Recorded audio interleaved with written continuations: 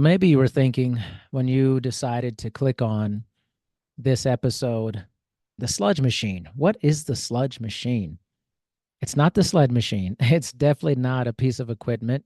Who knows in fitness? Maybe it could be with how we go sometimes with kind of crazy things. But no, the sludge machine is more of an idea or a concept or an understanding of something that shows itself not only in fitness and the business of fitness, but in lots of different endeavors in society. So let me give you some background before I dive into the sludge machine.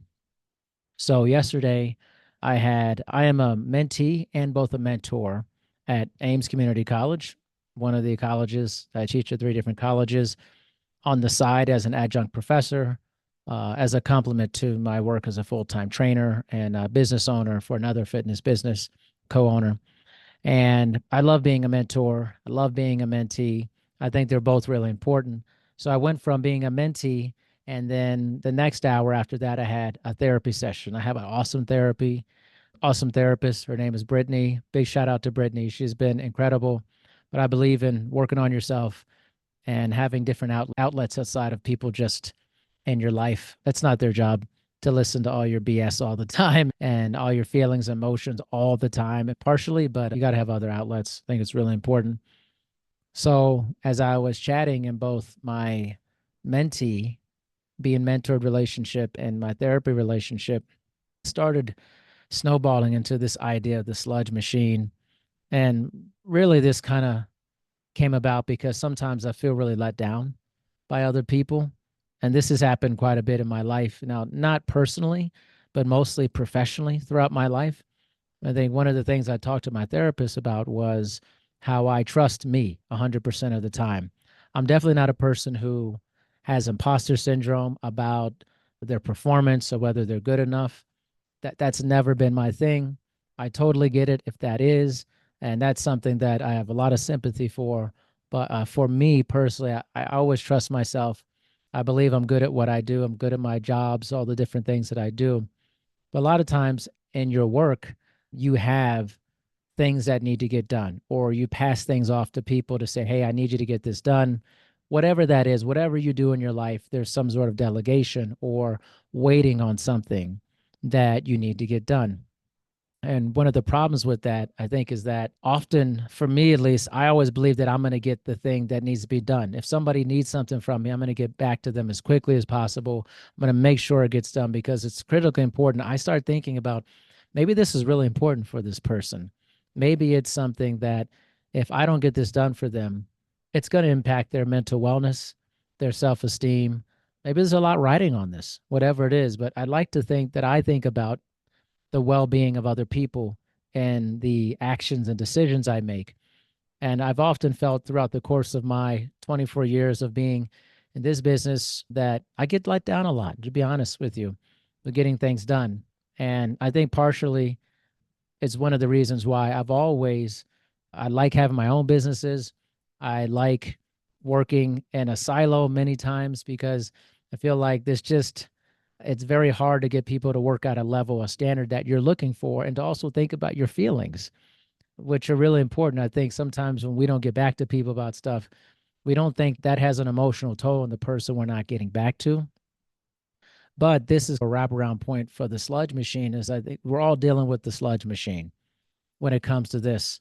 The government, military, all things I've been a part of, have been adjacent around those things growing up in life, all function in very much the sludge machine. They major in the sludge machine. As many of my colleagues would say academia is a dinosaur system. Things move slow in academia. I always hate when people say that too, because like it can never change. It's very similar in the military too, with people and in the institutions. It's like, why can't we do something about this? But that sludge is real. The sludge machine is also could be called the inertia machine, which is the definition essentially that we will procrastinate. We will take as long as it possibly takes to get something done until it actually absolutely has to be done. And it's working against all of us. And I was saying to my therapist how much that I get frustrated with that because I think it's so important to think outside of yourself. I mean, even if you feel that sludge, that inertia, think about the well being of other people and how let's say someone comes to you are looking to hire someone to do something and you never get back to them about actually a yes or no. Because for me as a person, I'm always like, it doesn't matter if it's a yes or no. Just tell me, give me the courtesy. The courage of courtesy is really important. That could be another podcast, right? The courage of courtesy. But we're all facing that sludge machine on some aspect. I just get very frustrated by it. And I think the fitness aspect of it, as for personal trainers, group exercise instructors, health coaches, physicians, whoever you are within the scope of health and wellness, as a service provider, you're up against the sludge machine. So 80% of your job as a service provider, especially in health, fitness, and wellness, is getting your clients, patients, whoever it may be, to show up on a regular basis for their own health and well-being. Clearly, that also affects your own bottom line, your financial well-being. But in general, it's a two-way street, right? Clients showing up for you affects your financial being, and them showing up for the session or whatever appointment is part of their total well-being. But clients, say in my case, I have really great retention. I always retain clients. I'm very fortunate for that. Big shout out to all my clients. Great, but they're no different too, in the sense they're making a decision on a regular basis to show up with me. We mutually benefit from that. But I'm no idiot about it. I know that even my clients who have been amazing, they're facing that sludge machine too, that 80%, which is, hey, should I show up today? I'm not feeling the best today. Should I make it to my session with Darian? I stayed up late last night. I didn't sleep well. I'm just not feeling it. Whatever it is, we're all facing it. And as a service provider, we face it too. The desire to want to show up for our sessions. I face it as well. Like everyone has different abilities or reservoirs for how much work they can do. For me, it's about 10 to 12 sessions in a day, and these are half an hour sessions. It's not like I would never do an hour. I think it's just inefficient business wise. And also, you can accomplish very similar things in a short amount of time, maintaining a high degree of service, and you're charging for it as well. But service providers face it too for clients. That sludge machine that is pulling you backwards all the time to not show up is a real thing. I'm not casting any blame on anyone. I think it's a two-way street. Both service providers and clients, patients, making that appointment is a mutual decision. And when both of you can show up and you both give your best effort, you've accomplished pretty much 80 to 90% of what you can get out of it. The rest of it are things that are beyond your control with that. So, in the context of as a trainer or a service provider, the context of a client, all of those things have to come together. But it's important to recognize that everyone's facing that. So before I get into some ways to overcome the sludge machine, just some additional information.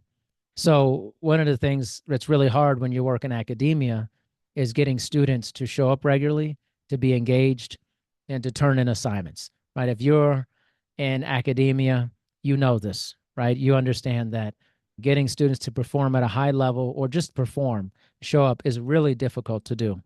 That sludge machine is working overtime for students. And same thing, I put it on the instructors, professors, teachers. That sludge machine is working for you as well. And how well you're going to put forth a consistent effort. We're all trying to overcome this inertia that's constantly pulling us into this place of let's do the least amount possible for that. Gives you some context behind that as well. Now, whoever is listening to this, I'm sure there's plenty of situations where you've thought, I don't want to do this. And think about it for your service providers. Our clients are always facing this. They're literally always in the sludge machine. And that thing is just turning around like a washer dryer, throwing them inside out, and they're making that decision. Man, should I be here? Now, every once in a while, you have clients who just destroy the machine on a regular basis. For them, it's a non-negotiable to show up for their appointment, session, whatever it may be.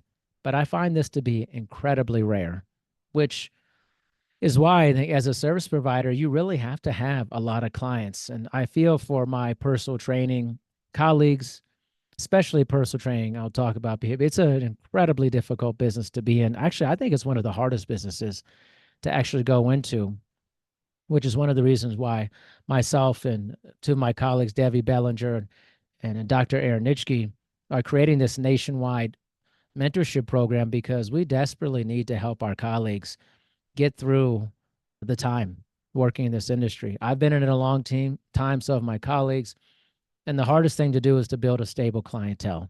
It's so hard to do because that sludge machine is always trying to tear apart your business for both from our side and from the client side. So let's talk about some ways we could overcome the sludge machine to just whack it in the face and try to push it down and get rid of it as much as possible. It always will exist, but we can minimize the sludge in our lives. For my personal training students, colleagues, there's several ways to try to combat the sludge. And one is having awareness that your clients are going through this sludge machine and that you're going through it on a regular basis. I know for each of you, you've probably had plenty of times where you're like, I not sure I want to show up for this session. What's the energy going to be like during the session? What's my energy going to be like? What's their energy going to be like when they show up? So that's a thing, clients.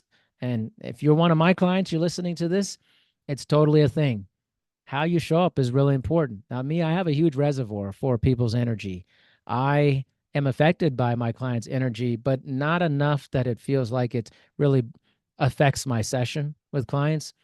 And even afterwards, I feel pretty good about it. And I'm fortunate to have amazing clients, really do. But that doesn't mean they don't come to their sessions not feeling great, not in a good mood, dealing with a lot of things in their lives. That's the human experience for that. But you have to be aware of how much of that energy that you're willing to consume. So understanding, being aware that machine exists and being aware of your reservoir. What is the reservoir that you have in order to be able to withstand that the energy that comes into the session? And again, also knowing that what can you do on a daily basis? Some trainers I know, they're not going to do more than 3 to 4 sessions a day. They don't have any more to give beyond that. And that's their boundary. And I totally respect that. I totally respect that. And whatever works for you. For me, like I said, 10 to 12 is pretty much my limit. When I get to 12, I am just destroyed. I'm sorry, whoever gets me at 12, I'm pretty much baked, really baked at that point. I'm giving my best. But obviously, I'm not as energetic or as optimal as I would be as my first 3 or 4 sessions in the morning. So, tip number one is just know you're in the machine and that your clients are in it as well. And this is a factor that each of you are working extremely hard to make it to your session together. And two, knowing that you need to understand your energy and how much energy, what is your reservoir, or what is your limit for showing up. It's really important. Number three, a way to counteract the sludge machine is to structure your business in a way that takes away as many of the barriers of sludge for that. So what does that mean? That means how do you structure your sessions? So one, I think I mentioned before, our sessions seems great because if you're making $80, $90 an hour, you're thinking, wow, this is a lot of money. But I counteract that and say, how many sessions can you actually do when they're an hour? Because it's so draining to work with anyone for an hour, especially when you're instructing, talking, taking in energy, which is why I moved all my sessions to 30 minutes years ago. And actually, a good colleague of mine was an inspiration. And I remember he would tell me, say, hey, listen, always do 30 minutes. It's time management for clients, it's time management for you, and it's energy management for both sides for that. So, time management, most clients can do 30 minutes. It's like the concept I can do anything for 30 seconds. And you can extrapolate and say, I can do anything for 30 minutes. 30 minutes goes by in a blink, right? And clients mostly will show up on time for 30-minute sessions. But once you get into an hour, you get a lot of time slippage. What I mean by that, you get a lot of kind of wasted time where clients will show up 10 minutes late, 5, 10 minutes, 15 minutes late. It's hard to have someone work diligently for an hour straight with exercise, physical activity, movement, whatever it may be.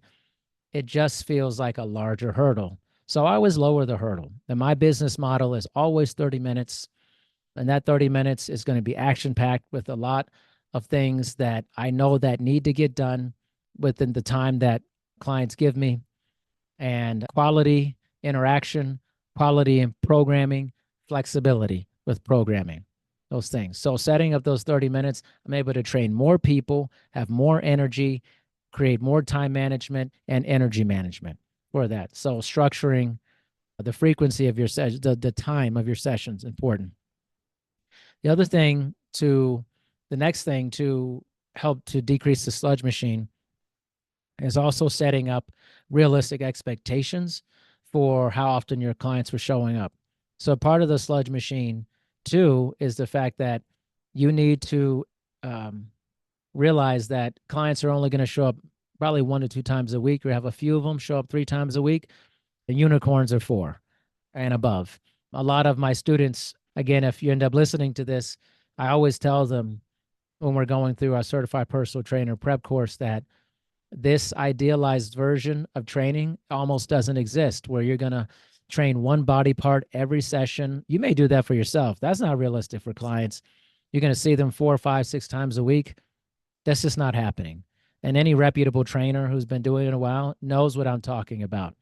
And statistically, the national average is 1 to 3 sessions a week, but more than likely it's 1 to 2 sessions a week. So one way to get rid of the sludge too is to over session. What does over session mean? Talk to your clients and say, hey, I think we should set for 3 sessions with the idea that maybe we'll get 2 in for that, because clients do cancel and they have different things that come up out of nowhere. You need to be sensitive to that. But what happens if you have a once a week client? And that happened. I have a few once a week clients, just we can't help it. It is the scheduling, but I try my hardest not to do that and explain that to them. But when they have once a week and they cancel, there goes 2 weeks. If they have twice a week, they cancel one of them, at least get 1 in. Or if you have 3 times a week and they cancel one of them, at least you got 2 in. See what I mean? Like sometimes over sessioning or over scheduling is good, or have a flex day and say, hey, I'd like to have this available just in case something changes during the week for that. Another option to decrease the sludge is either hybrid or live virtual based sessions. My business 100% live virtual. I enjoy that, and you have to figure out if that's something that you're interested in doing. But I have found for the clients that I have for this, they really enjoy it, primarily because time is the greatest currency. It saves them a mega ton of time. A lot of the sludge based barriers are based off of time. If clients are training an hour with you and they have to come see you at a gym, let's say they live 15, 20 minutes away with traffic and all that, we're looking at a 2-hour round trip. A lot of people just don't have that time for that. But if it could be virtual, you could save literally an hour and a half right there. So you've saved an hour and a half of their time, and you saved an hour and a half of your time. And now I could fill that 2-hour block. Let's say if I'm going to see a client, I used to do in-home training. Let's apply it to me or for you. I did one client for 2 hours. That's business-wise not a great business tactic. But when I do virtual, I could stack 4 clients in that 2-hour slot. So I made more money. I met a lot of different people in a short amount of time. I managed my energy, my finances, and my business model structure for that. So another way to combat that sludge is to maybe think about how you have your sessions, virtual, in person. Again, I'm sure there's some of you who are listening to this that go, Darian, I don't want anything to do with live virtual. I like being around people in person. Great, great. But just understand there's a reality to that. There's only so much you can do when your sessions are an hour and you're in person with people, right? You are essentially, unless you're making a gigantic amount of money per session for the hour, which is only going to happen, but actually really not going to happen unless you work for yourself. If you work for a gym, they're taking a good percentage of that. Even if you're at Lifetime or something, you're making 120, the gym's taking a big chunk of that. You're not going to make as much as you think for that. Especially for all my fellow trainers who work for themselves, cut down the sessions. Think about offering either a hybrid service or live virtual to decrease the sludge. The clients will show up more often. My retention rate has gone through the roof, and frequency rate for clients showing up regularly has gone through the roof ever since I switched to this about 7 years ago. I do have cancellations still, but it's much less, it's infrequent, the cancellations versus when I was in person, it was way more cancellations. Live virtual, a lot less cancellations because I have 30 minutes, and also because I'm saving the client time, I'm saving myself time. I'm actually making way more money, and because I can stack more people, more sessions when I'm doing that. So that is a way to punch and box out the sludge for that. The other aspect to think about with this sludge machine is that on the other side of this are actual people, right? So you have to be understanding that in this machine that we're in, this inertia, this box of inertia, that there are feelings related to that. And a strategy is always be understanding when things change with clients, with appointments, railing against clients not showing up as much as you'd like them to do only increases your stress level and also doesn't do anything for you. Clients would get defensive if you try to call them on not showing up regularly. It's just not my thing, honestly. It's not my thing. My other strategy for this is have as many clients as possible. I've toyed around with having a capacity at some point. I'm like, man, I can't train any more people because this will like activate the sludge in me. Is, oh, I'm gonna have all these people. It's gonna be hard for me to show up all the time for that. But what I have found that's because that sludge machine is so strong on both sides. And let's talk about the client side, because it's so strong, you're not going to get 100% of your clients to show up 100% of the time.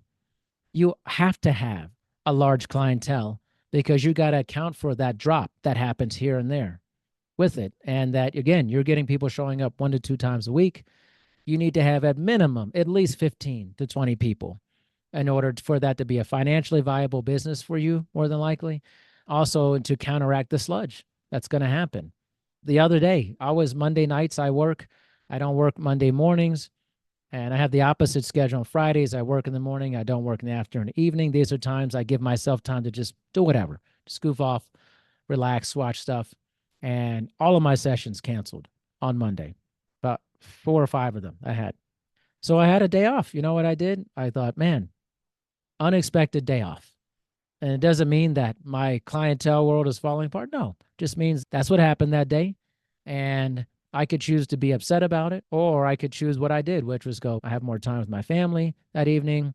I can watch Monday Night Football, actually the whole entire game versus just the late second quarter on. What are the positives to that? But you have to have a lot of clients to withstand that too. I have a very large clientele, so I could withstand an unexpected day off for that. So combating the sludge, got to have a lot of clients. It's a big part of that. Takes time to build that, but certainly having a large clientele is one way to combat the inevitability that clients cancel from time to time and people miss their appointments from time to time. Things come up from time to time. If you have a small clientele, it will destroy your business. If not, if you have a large clientele, it's an unexpected day off or time to do other things.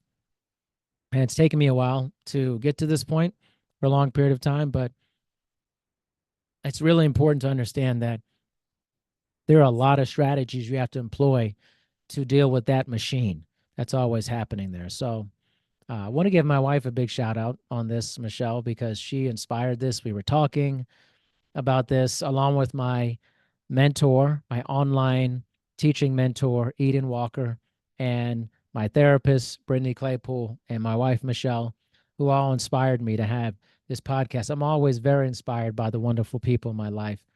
And I think this sludge machine, the concept's really important. And one we don't talk about enough is that we're all struggling to show up regularly in our lives, not just in our fitness businesses, but just in our lives. And you have to make adjustments. A good coach makes adjustments at halftime. And you're always making adjustments instead of halftime. In your business, you're always making adjustments because the sludge is real. That inertia is always pulling you towards the baseline of the path of least resistance. So to all of my fitness and wellness colleagues, Please be aware of this sludge machine. Understand that it's working constantly to keep you down, and you have to have good systems in place, good strategies in place to overcome that sludge machine. And if you can do this, you will be very successful.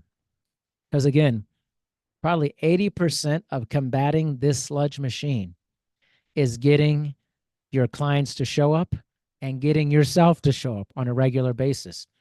A lot of times we like to think this is the client's issue, but it's also the service provider issues. I can't tell how many times that I hear stories about trainers who don't show up on time, cancel their sessions all the time. You contributed to the sludge. You are the downfall of your own business. It's not always the client's fault or they didn't show up enough. Actually, quite a bit of times it's the trainer's fault for not being professional enough, not being entertaining enough. And that I want to talk about a second.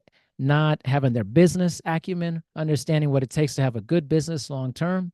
These are things that trainers often fail at, and then they blame the client on it. But it's your fault as well. You have to be a good business person. And as I said, entertainment, I think another kind of bonus sludge killer is the entertainment value. I have a good trainer colleague, a friend, his name's Sean, and I hired him to be one of the trainers at a club I ran for almost 10 years in Las Vegas. He was one of our best trainers and just a great guy. And I was so pumped when he told me he was moving here to Colorado from Las Vegas. And he literally lives like a 5-minute walk from me. So we hang out like once a week. And one of the things I intuitively knew, but I feel like he really brought to light was the entertainment value for trainers. The entertainment value is really high and probably a good second podcast episode, right? The entertainment value of training is really important. But he highlighted that he really loves watching football because of the entertainment value. That's a really high percentage if you look at the ratio. And I think for training is very similar to that.